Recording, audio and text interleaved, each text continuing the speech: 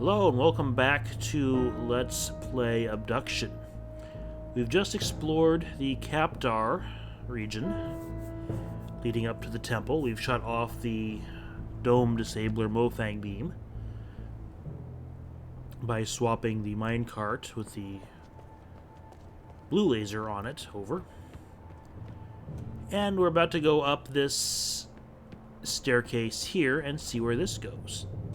I'm seeing lots of the air eye barnacle stages here.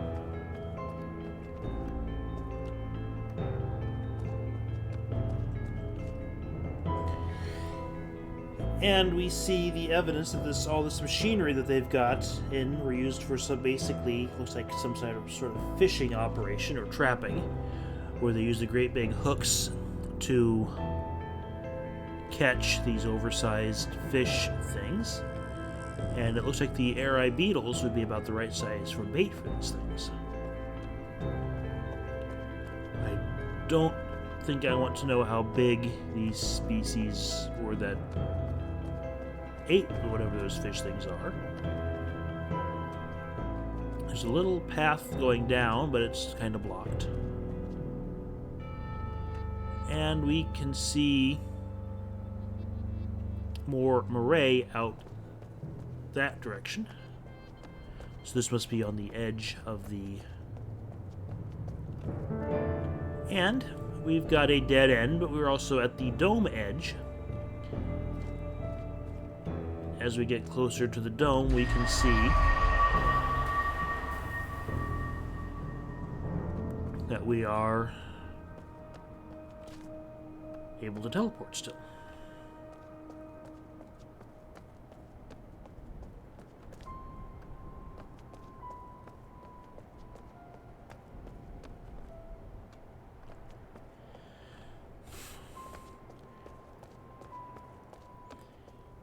And this is one of my gripes with Kaptar, is that it's very linear.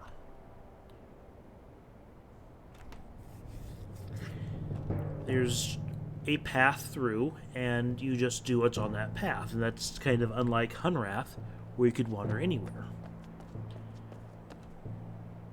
More banners. But the important thing here appears to be the swap machine.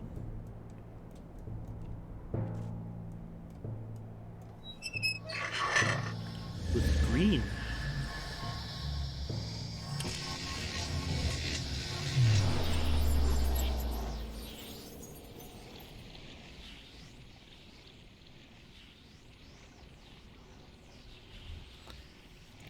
And this goes...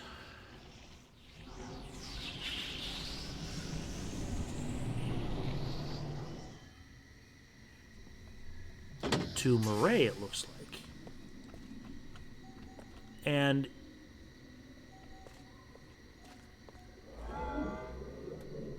there's that door that we couldn't get through earlier. Doesn't look like we can get very far from here, but we can access this control panel.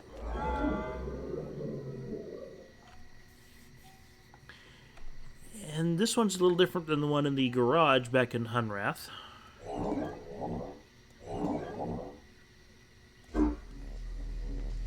If we set it to 1, we can see kind of the skeleton of the door, and it still blocks us.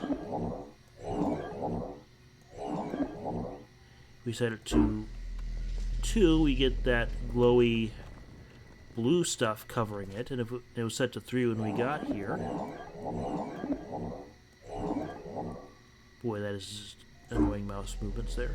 We get the full-blown door. You might guess if we set it to 0... it opens the door. So now, once we teleport back, once we finish Kaptar, we can proceed into moray and see what secrets it's holding.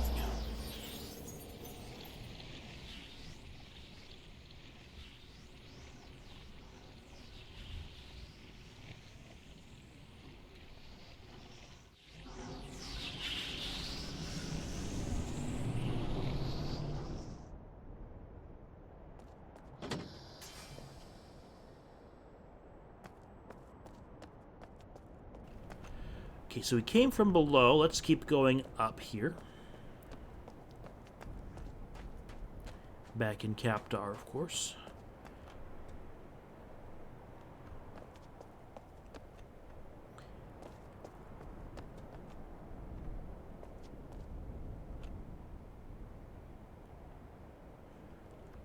The Eri being sedentary polyarchs and flying beetles, they don't really care about crumbling walkways, so they're not concerned about it at all.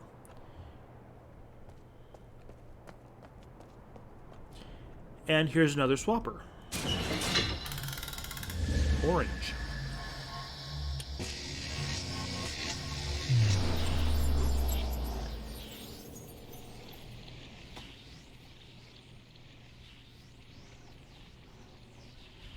Trying to recall.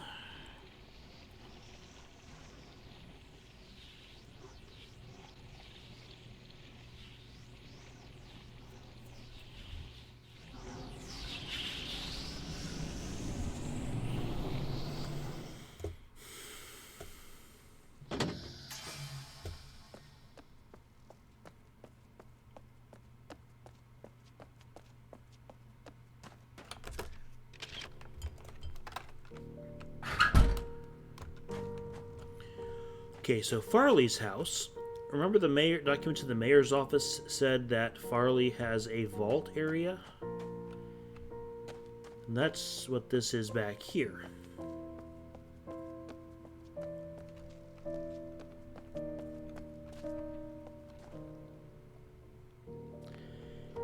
And almost everything back here, I believe, are backers' reward items, and this is everything they want to save.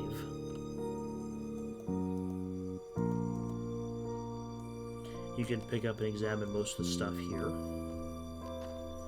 But most of it is rather pointless, except Farley has a journal.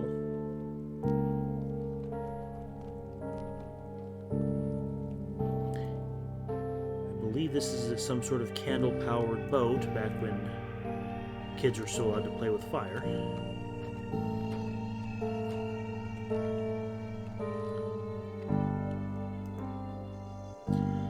A missed linking book. If you open it up, it's got some sort of a computer system in it. And this is a reference to a real piece of hardware that some maniac built, where it looks like a mist book, but it's got a computer in it, and it can play Mist inside your linking book.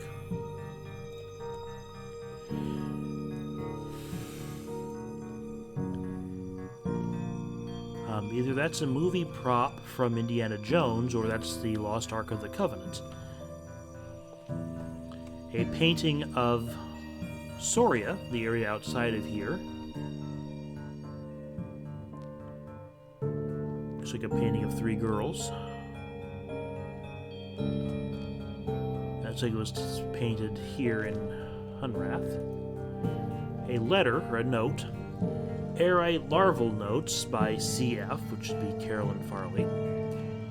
Takes about 3 days for a single Eri larvae to change color after being moved to a new surface. Pulsing stops immediately upon removal from Kaptar, induced by polyarchs. Cloning has been extremely easy, like potatoes easy. And then a list of color that the larvae, or the barnacle thing, turns when it's in contact with different types of materials.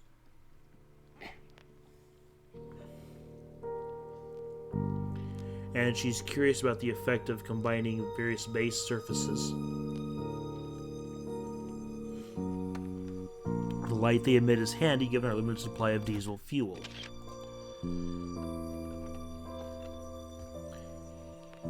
We see a bunch of them in here. Some looks like a fortune teller or puppet show cabinet.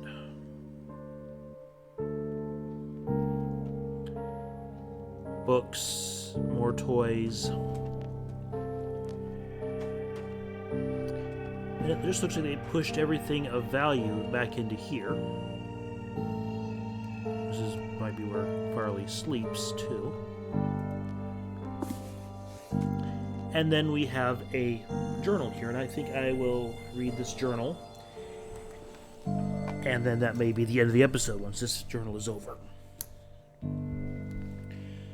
15997 AH. The Villain. I can't find the words. It's such a foreign life cycle. Perhaps not. They launch themselves across the expanses of space, preserved for eons, until at last their technological arcs can hone in and carry them to a new home. They have no connection with their predecessors, but in spite of this, or perhaps because of this, they have amazing recollections of their history. Their stories are epic, reaching back through the eons. Unlike many of us who were abducted, they were abducted as a whole. Their scoop moved an entire facility that was about to be annihilated. I have come to believe that they, perhaps more than any of us, have a deeper understanding of what this strange system we find ourselves in. 16333 AH. This is about a year, 2 years later? No. Yeah, no. About a year. I need to write this down. We buried, I can't read that name, G. Yevon today. This place never really agreed with her, kept to herself mostly, depressed and downcast. Anyway, I digress. I stayed after the brief words were spoken. I was the last to leave. I wandered to the dome, as I often do, and looked out at the undulating saurian weirdness beyond the cell wall. Movement caught my eye. Now, on very rare occasions, we've seen Mofang scrambling about in the distance, but there have been fewer and fewer sightings over the years. But before me was a tall, haggard Mofang running desperately, almost directly toward me from one of the distant structures. It, I still can't tell the gender, got closer and closer. I thought it would see me and stop, or turn around, or be curious about this strange dome and our world inside. But it continued running quickly, almost directly to my position. I was frozen in place with curiosity until my reflexes took over at the last moment, and I leapt out of the way. But rather than hit the dome and fall backwards or come through into Hunrath, the dome flashed its familiar tone and the Mofang vanished. I was stunned for a bit, but I retrieved my wits and stepped into the dome myself to quickly get to the other side. After getting through, I immediately turned around and saw the Mofang outside on the other side of the dome, still running away from whatever it feared, but as if it had no sense of passing around the dome. As surprising as the event was, it did serve to settle a few things in my mind. I always wondered how no one on Earth noticed what had happened, what had replaced this chunk of Arizona we have here. 16772 AH. I've got to vent. Again, there are those who argue with me. Over and over, I demonstrate that in almost every case, whatever the process was that brought us here, it occurred at a pivotal moment. They tell their stories, and they still can't admit that the abduction actually saved each of us, all of us. What is it in human nature that grasps so strongly to the past that we blame our saviors for stealing it from us? Okay, just one more vent before bed. If each of us was individually saved from something, then maybe all of us were corporately saved from something larger. Can we really be sure what's left? And this, the arrivers come from various places and times. Sarah got here almost 15 years ago from the year 2055, and Uziel got here 2.5 years ago from 1942. What does that mean? Time here is shuffled and chaotic compared to Earth. What state is Earth in right now? When is Earth right now? 16787 AH. It's 3:15 a.m., and I feel compelled to journal this craziness. After spending most of yesterday meditating with the Eri, and then most of the evening discussing the nature of these worlds with CW, I just had a sip of infamous Hunrath hooch and collapsed in my chair. Well, I awoke from a dream. I'm not one who puts a lot of credibility in dreams, but maybe the Eri were able to move something in me to understand. Or possibly because of the intense discussion, my subconscious mind was triggered to be able to sort out some logical connections. Or maybe it was the hooch. The dream. I was tending a garden, an immense garden, and it wasn't for food or flowers, it was just about the health of the garden. I kept working and working to control it and contain it and make it healthier, but the garden seemed to fight me at every turn. And after what seemed like days of work, I finally gave up in frustration, and as I stood there doing nothing, the garden flourished before my eyes, growing and spreading in every direction. Because, I realized, the system that the plants were based on was not about me shaping and controlling. The natural system of plants is healthier when they are out of control, when they are free to spread, intermingle, and cross-pollinate and mutate. Now, from a human point of view, that may not be what I want. I get smaller fruit and smaller flowers and untidiness. But from the point of view of the plants, they grow stronger and much more resistant and resilient. The more they are scattered, the higher the odds of surviving. And now that I contemplate, I realize that even the individual plants and seeds may not appreciate the benefit of what's happening. They're torn far from their origins, forced into situations that seem extreme, possibly even destroyed by these new environments. But for the seeds that survive, now that's where the real growth, strength, and abundance comes from. It's so beautiful and terrifying. Beyond the beauty of it all is a system and a structure that defies understanding. Okay, what if this is a natural process? There are signs of something behind it all, but well-hidden signs. So, well, if I look at all this, the cell, the tree, the water, the seeds, the hub, the health, even the abductions, well, there seems to be a grand system or plan. The plan doesn't take me into account. It is unemotionally intent on the health of something much bigger. That may hurt my feelings, but, well, what am I in the entire scheme of the universe? I have no idea what, if anything, might have put this process into motion, but that's irrelevant. Tomorrow, I will talk with CW. He could be swayed from his battery plan. 17145 AH. I really don't journal much.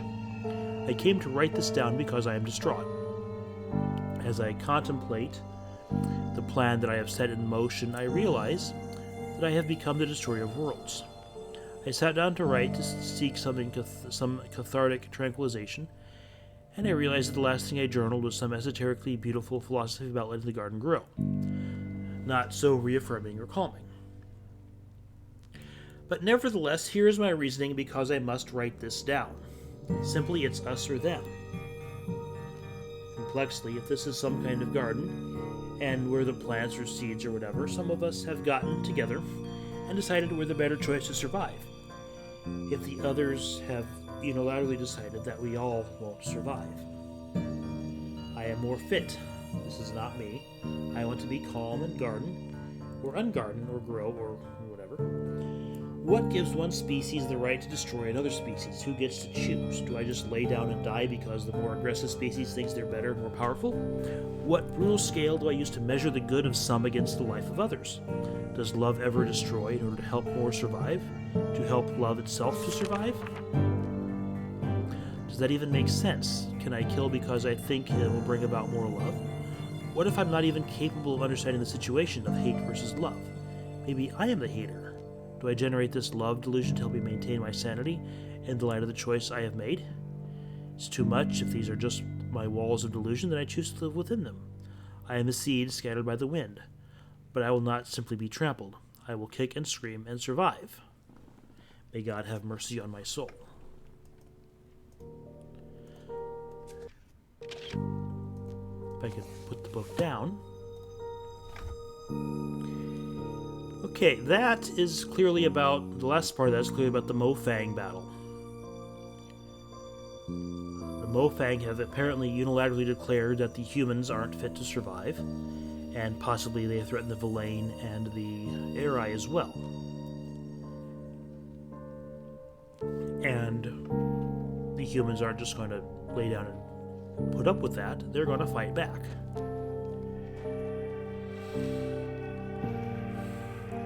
Alright, so let's end this video here a little bit earlier than usual and deal with going back to Kaptar in the next episode.